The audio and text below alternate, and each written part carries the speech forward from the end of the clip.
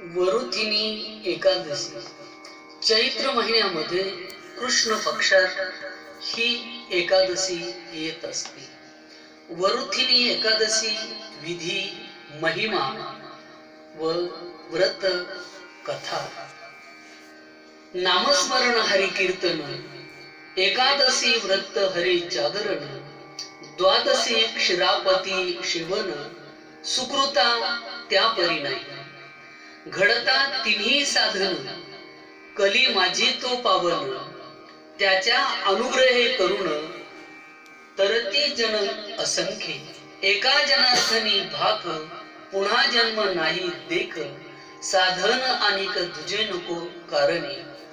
करा हरिभक्ती संतांचे पूजन, व्रत एकादशी रात्री जागरण, वासुदेव नामाचे मुखी उच्चारण, तेने न होय बंधन यमाचे. रामकृष्ण वासुदेव वदे, रामकृष्ण वासुदेव वदे, नित्य वाचे नामावळी वदे, वदे सर्व काळी पातकांची होळी, क्षण मात्रे होईल. जनासी तारक वासुदेव नाम, अनेक नको साधन वायाची तेने. गावे तू सुखे जनी जनार्दन. वरुथिनी एकादशीचं व्रत, त्या दिवशी आपण हरीचं जागरण करायचं असतं. द्वादशीला क्षीरापती सेवन करायचे असते आणि त्यामुळे आपला जन्म पुण्याने पावन होत असतो. ही जर तिन्ही साधनं घडली तर कलियुगामध्ये त्यामुळे आपले जीवन कृत्य होत असते. त्यामुळे आपण या पापाच्या, या संसाराच्या भवसागरातून तरून जात असतो. आणि म्हणून हे जर आपण व्रत केलं तर आपल्याला पुन्हा जन्म नाही.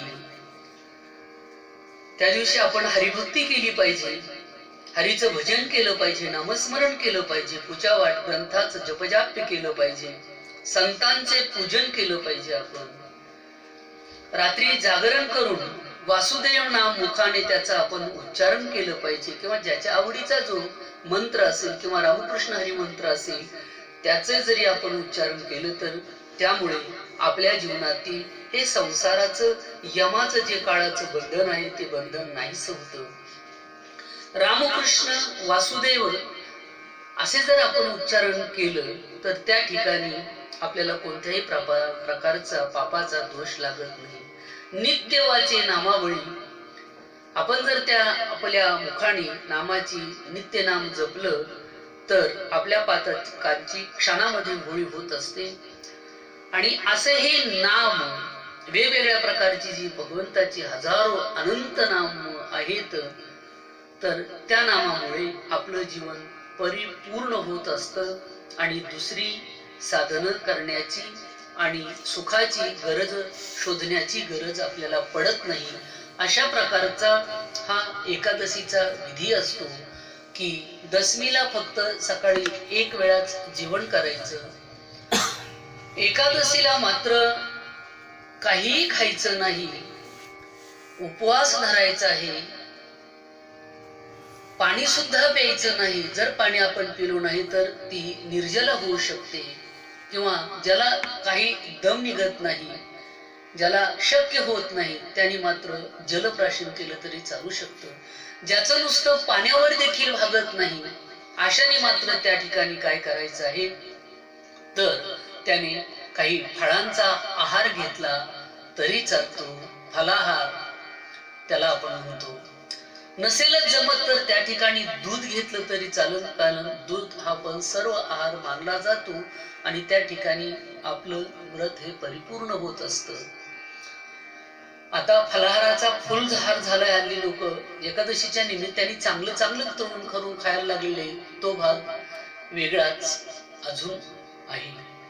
त्याचबरोबर द्वादशीच्या दिवशी मात्र सकाळच्या प्रहरी लवकर उठून आपण त्या ठिकाणी सूर्योदयापूर्वी द्वादशी व्रत हे सोडायचं असतं. आणि म्हणून अशा प्रकारे हा जर विधी केला, हा 3 दिवसाचा विधी आहे. रुक्मांगाकाराने द्वादशीचा छंद तेने परमानंद प्रगटला असं म्हटलेलं आहे. ज्यावेळी भगवान श्रीकृष्ण आणि धर्मराज एकादशी व्रताच्या संदर्भाने चर्चा करत होते, वेगवेगळ्या विविध व्रताच्या विषयी ते चर्चा करत असताना भगवान श्रीकृष्णाला धर्मराजाने नमस्कार करून त्या ठिकाणी वसुदेव सुतं देवं कंस चाणूरमर्दनम, वसुदेव सुतं देवं कंस चाणूरमर्दनम असं म्हटलेलं आहे त्या ठिकाणी. तर असा असणारा भगवान श्रीकृष्ण आणि त्या संपूर्ण जगाचा जो गुरु आहे, कृष्ण वंदे जगद्गुरु असं म्हटलेलं आहे, त्याची विनंती राजा धर्माने केली.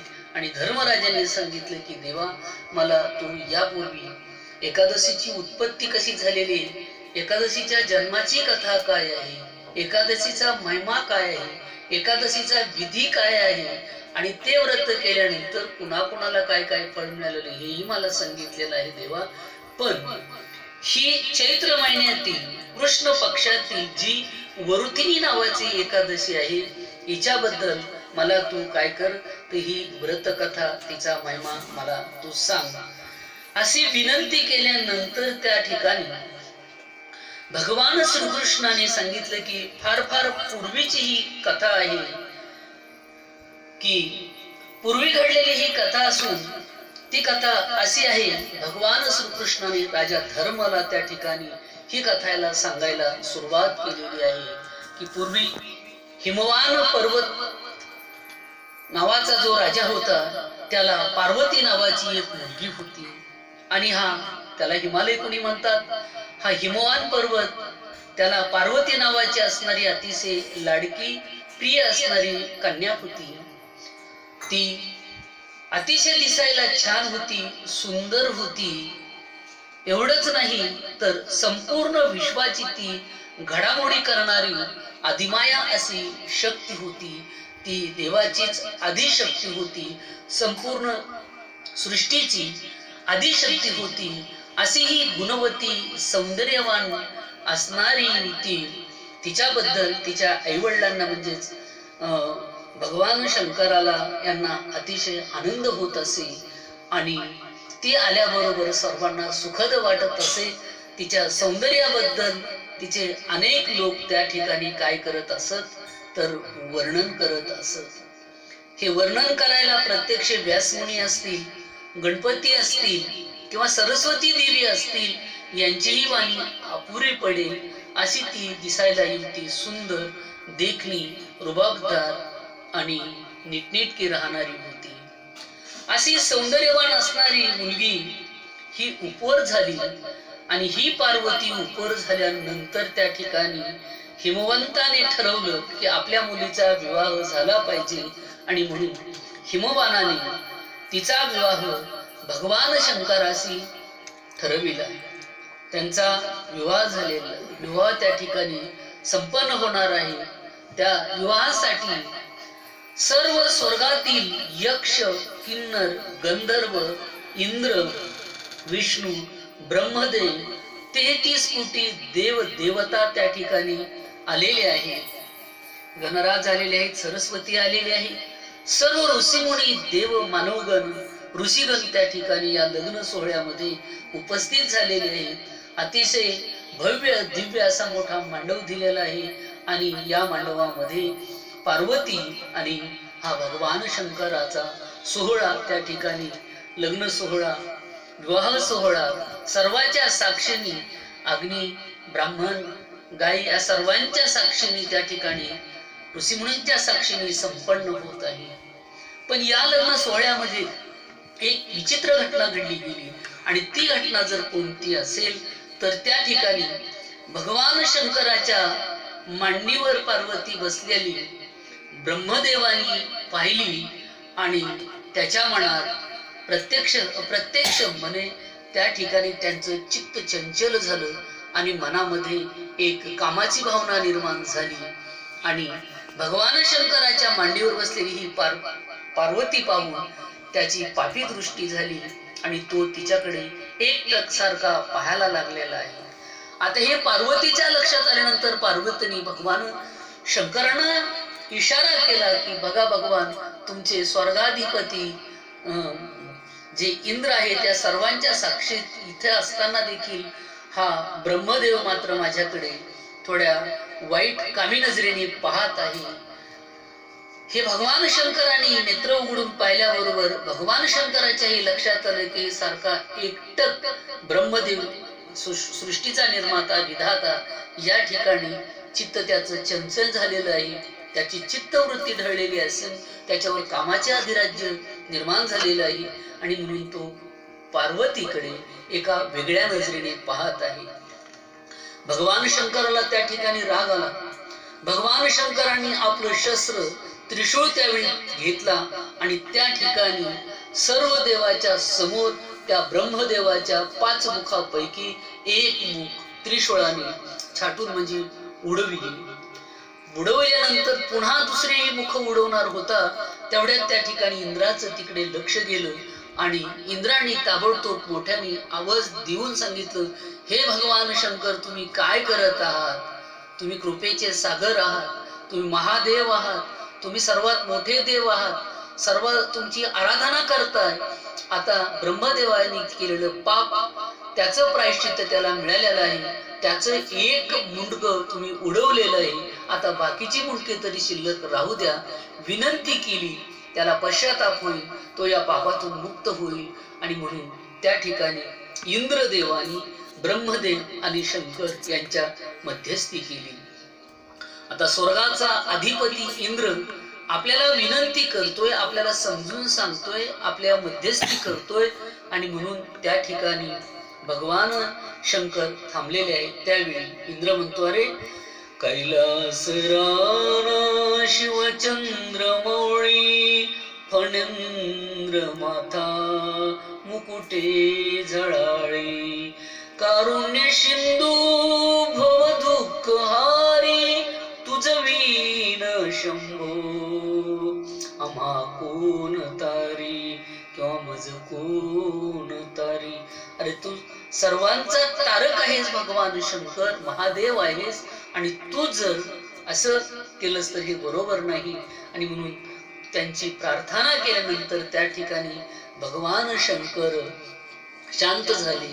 त्यांनी आपला त्रिशूळ हातामध्ये परत कमरेला खोचला हातातला आणि त्या ठिकाणी ही ब्रह्महत्या झाल्यामुळे हे ब्रह्महत्येचं पाप महापाप भगवान शंकराला लागलेलं आहे. आणि त्यामुळे भगवान शंकराच्या जीवनामध्ये मनात सारखी अशांती निर्माण झालेली आहे. मनाच्या तळमळे चंदनही पोळे, चंदन अंगाला लावलेला आहे, साप अंगाला वेटाळलेले आहे, तरी पण त्यांचा दाह शांत होत नाही. त्यांना पश्चाताप झालेला आहे, त्यांना त्रास व्हायला लागला, त्यामुळे त्यांची मनस्थिती शक्ती हरवायला लागलेली आहे. आणि त्यावेळी भगवान शंकराला सांगतात की हे भगवान शंकर, माझ्याकडून चूक झाली, परंतु या ठिकाणी या पापातून मुक्त होण्यासाठी तुम्ही काय करा तर वरुथिनी एकादशीचं व्रत करा.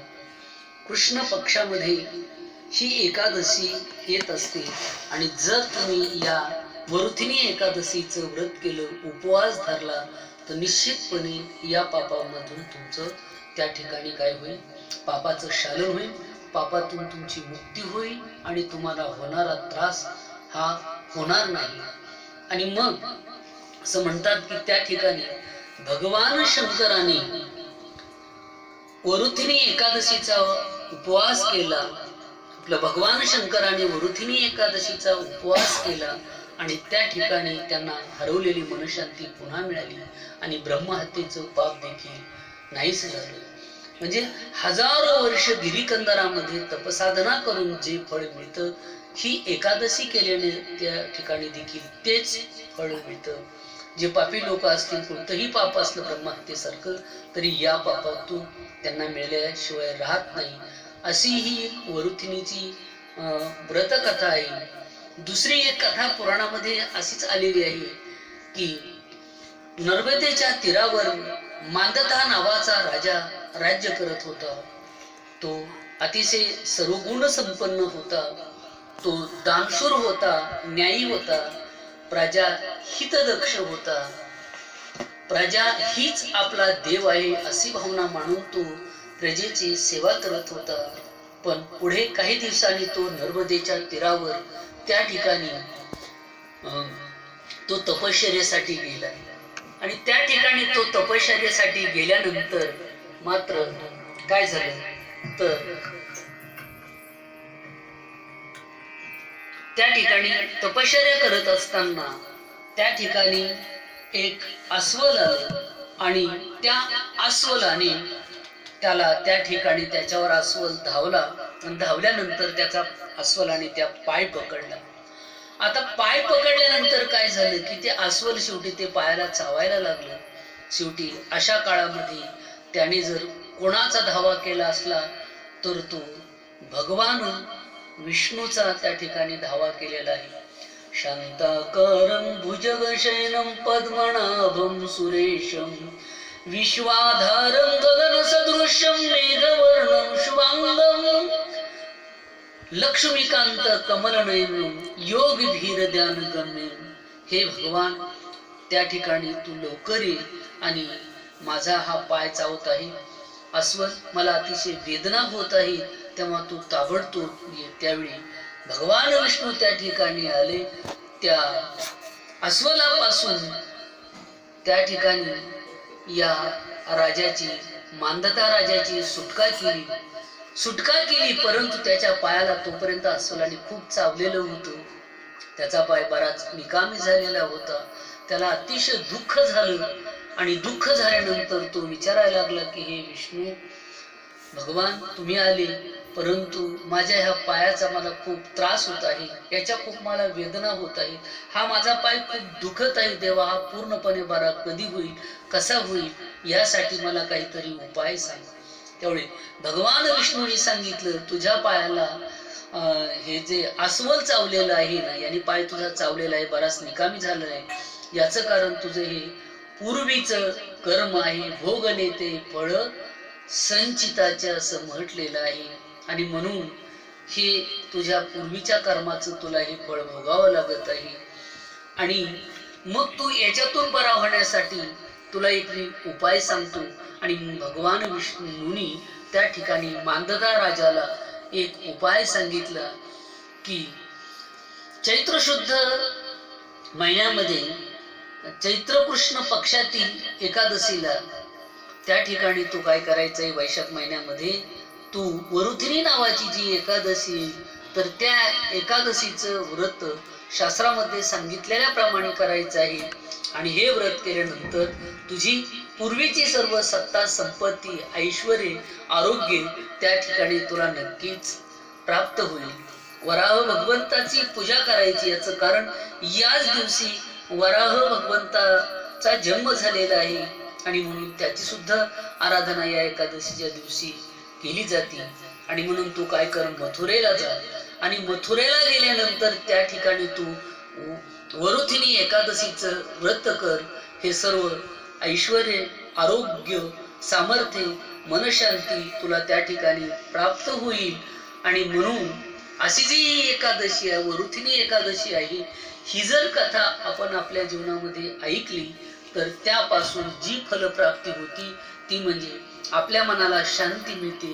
ते स्त्री असो अथवा पुरुष असो अथवा कोणीही असो, आपल्या मनाला शांती मिळते. आणि ही शांती मिळाल्यानंतर आपल्या सर्व पापाचा नाश होतो. आपलं ऐश्वर्य वैभव आपल्याला प्राप्त होतं. आपलं दारिद्र्य निघून जातं. आपल्याकडे संपन्नता येते आणि आपण सामर्थ्यवान बनतो. असे हे वरुथिनी एकादशीचं व्रत वारकरी संप्रदायामध्ये, भागवत धर्मामध्ये सर्वच लोक त्या ठिकाणी करत असतात. आणि म्हणून आपणही हे व्रत करावं. आजच्या या ठिकाणी डायटिंगच्या जमान्यामध्ये, तब्येत करण्याच्या जमान्यामध्ये किंवा आपलं पोट कमी करण्याच्या जमान्यामध्ये व्यायामासाठी, व्यायाम तर कराच तुम्ही, पण व्यायामाबरोबर देखील तुम्ही काय केलं पाहिजे तर असे एकादशीचे व्रत नियमाप्रमाणे जर केले तर आपल्याला कोणत्याही प्रमाणाचा आजार होणार नाही. आजारांची वृद्धी होत आहे. आज जे भोवताली आजार येत आहे त्यामुळे त्या ठिकाणी मृत्यूने थैमान घातलेलं आहे. हे जर आपल्याला रोखायचं असेल तर यासाठी आपण खा खा खा खा सारखं खात राहतो. आपल्याला ते किती पचतंय किंवा काय याचाही आपण विचार करत नाही. तेव्हा अशा काळामध्ये जर हे व्रत केली आपण तर निश्चितपणे आपलं आरोग्य चांगलं राहील, आपली तब्येत चांगली राहील, आपली शरीरयष्टी चांगली राहील, आपल्याला मनशांती मिळेल. आणि म्हणून ही वरोतिनीची कथा हजारो वर्ष तपसाधना केल्यानंतर जे फळ मिळतं तेच फळ या वरुथिनी एकादशीच्या व्रताने हिचा विधी ऐकल्याने देखील त्या ठिकाणी मिळतं. आणि म्हणून अशी ही पवित्र पावन कथा भगवान श्रीहरीने भगवान श्रीकृष्णाने धर्मराजाला सांगितलेली आहे. आणि तीच कथा या एकादशीच्या निमित्ताने मी आपल्या समोर कथन केलेली आहे.